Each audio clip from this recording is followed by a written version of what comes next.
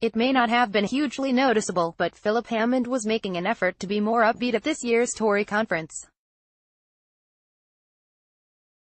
Attacks on him as the Eeyore chancellor for his gloomy Brexit outlook had convinced his team that he needed a note of positivity, so he began talking up the Brexit deal dividend that would come when a good agreement was reached with the EU. Yet even during chats with MPs at the febrile event in Birmingham, colleagues were left in no doubt about his priorities. He was clear that whatever the potential gains in the future, now was not the time for a spending splurge. Brexit made everything far too unpredictable. Unfortunately for the Chancellor, the one person who didn't seem to get the memo was the Prime Minister. In a surprise to the conference hall, and a good few Treasury officials, Theresa May announced that after years of painful cuts, she would be ending austerity. Arguments now rage inside the government about what May meant by this grand declaration. It was meant to refer to next year's overall review of spending, they say. Others claim she was trying to make a gesture, having seen internal polling showing how the cost of living had been hitting the Tory ratings over the last 6 months. What is without doubt is that such a pledge has left her cautious chancellor facing a precarious balancing act at tomorrow's budget. He must show willing in meeting the Prime Minister's pledge, while keeping as much firepower in reserve to deal with Brexit fallout. Even cabinet ministers deeply opposed to his Brexit outlook have sympathy. The problem is that the Chancellor now has to spray around the sweeties, said one party veteran. He just can't do it. Ever since May's announcement, there has been a queue of ministers at his door. Various groups of MPs are now sure they have won money for their pet projects. There will be £500 million for defence, one group says. Additional money will be announced for social care, another group has been assured. A large group of Tories also says it has been promised more than £1 billion in additional funding for universal credit. Defence spending is, according to a group of Tory MPs, set to rise by £500 million in the budget. Photographed Leon Neal, Getty. That is all on top of the measures imposed on the Chancellor by Number 10, including a £20 billion a year increase in NHS spending. A freeze in fuel duty will cost the Treasury some £800 million next year alone. Meanwhile, Hammond has to fund a £1 billion scheme to let local authorities borrow more to build council houses. He has already announced help for the high street by cutting business rate bills by a third for 500,000 small shops in a package costing £1.5 billion.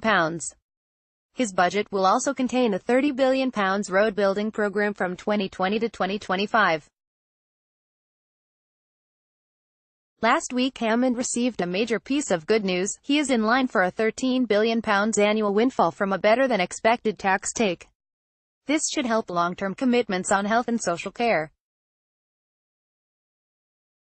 However, Catherine Colebrook, chief economist at the Institute for Public Policy Research, warned the Chancellor, the trouble is that the rosy forecast for the public finances is just that, a forecast, and forecasts tend to have a short shelf life. Rather than taking a punt on a favorable forecast coming in, he should revisit his approach to taxation.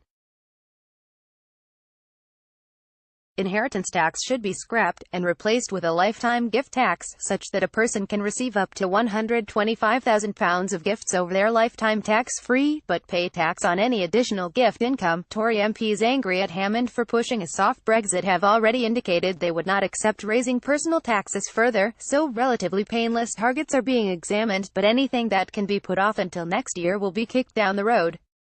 A clampdown on workers and companies using self-employed status to dodge tax, a cut to a national insurance discount scheme to incentivize jobs, and a tax on digital companies which gather and deploy that are all being examined. Hammond's dilemma could soon end up being a problem for May. Even a conservative estimate of what ending austerity would mean suggests an additional £19 billion in spending by the end of the Parliament, a measure against which the Prime Minister's promise will be judged. That figure ignores obvious austerity measures like the freeze on working age benefits. The Resolution Foundation says some £31 billion a year extra would eventually be needed for a meaningful end to austerity. One former cabinet minister said the end of austerity commitment was a big error. Sorry, make that the latest big error. The frustration among some ministers is that in making the announcement, May has used Labour's language and entered into a spending battle with Jeremy Corbyn's party that she can never win. When it comes to the effects of austerity, many will judge her on welfare. According to the Resolution Foundation think tank, welfare cuts announced by George Osborne in 2015 will cost affected families in the Northwest £900 a year by 2023, or 2.5% of their income. They will cost families in London £1,000 a year, and £800 annually for families in Wales, Yorkshire, Northern Ireland and the West Midlands. If ending austerity is to mean anything, it has to mean calling time on these drags on living standards by scrapping the benefits freeze and the cuts to universal credit that mean there are many more losers from the new benefit than winners, said Adam Corlett, the Foundation's senior economic analyst. John McDonnell, the shadow chancellor, thinks the Prime Minister has set up her chancellor. Worryingly for Tory unity, it is a theory that carries some currency with senior Conservatives. There is an element of that he was down for the chop before the 2017 general election, said one. That is worth bearing in mind. Indeed, a growing number of Tories believe this budget could be Hammond's last. Once Brexit is secured, many expect May to reshuffle her top team in an attempt to show she is turning her attention to her domestic agenda. Hammond is again seen as at risk.